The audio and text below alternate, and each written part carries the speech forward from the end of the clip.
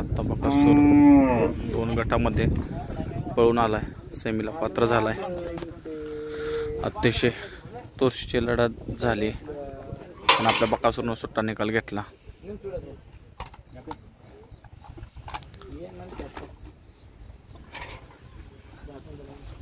चाललंय बकासूर पळून आल्यावर पाणी कसं धावतात बघा।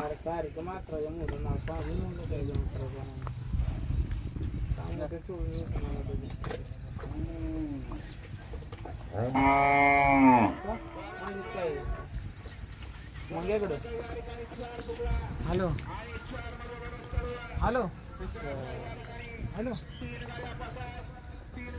हॅलो